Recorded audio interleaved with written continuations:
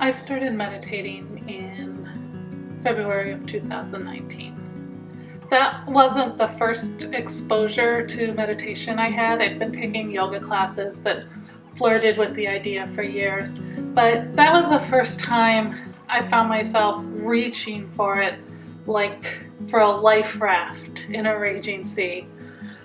2019 was a bad year for me. My husband and I were living 800 miles apart. He had taken a dream job in California, and I stayed back in Colorado to see our son through his senior year of high school, to sort through our belongings, and to sell our home of 20 years. My mom had died a few years earlier. My dad had recently suffered a stroke. I felt like my whole world was crashing, and everyone around me had merely glanced at the disaster in progress and decided I was just fine holding it all up. I was not. In desperation, I downloaded a popular meditation app, and I sat down alone in my room and I did a 3-minute introductory session.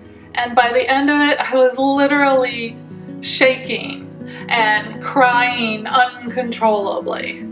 It sounds like a pat metaphor to say that meditation opened a floodgate, but that's exactly what it felt like. It felt like all of this stress and worry and fatigue had been straining at a dam inside me, and I had just found the switch that released it safely into a placid lake on the other side. It's been 2.5 years since then, and my life is completely different now. I wake up at 5 o'clock every morning, I go straight to my Zen garden, and then I spend an hour in deep meditation before... No, I don't do that.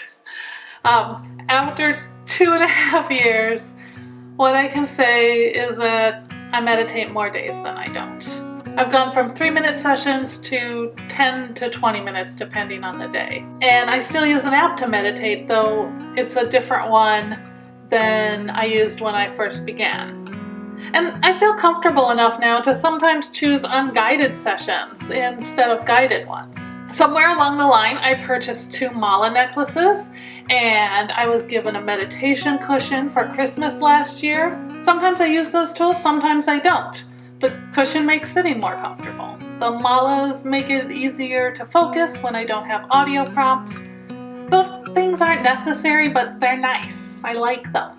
One of my malas was sold with the mantra, I am supported. And I like that too. It's still the thing that I struggle with the most, the idea that I'm teetering on the edge of tragedy and that at some point I will fall and no one will be there to catch me. Touching those beads reminds me that there is ground beneath my feet and air flowing through my lungs. And what is that if not the universe having my back? Day in and day out, breath in and breath out. I don't often feel like there's a dam about to break inside me anymore, but there is still a constant current of stress and worry and fatigue and fear, and over the past year I think the base levels of those things have gotten higher for all of us.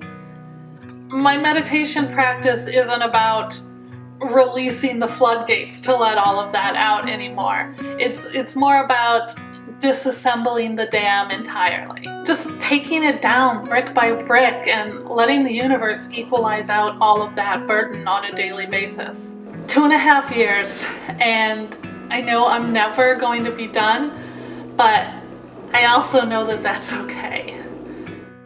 If you meditate or have thought about starting a practice or felt even a moment of connection in this video, hit the like button. It's one of the few ways I have to know that you're watching and enjoying. Subscribe if you haven't already, and tap the bell icon if you want to be notified of new uploads. Until next time, I am wishing you love and joy.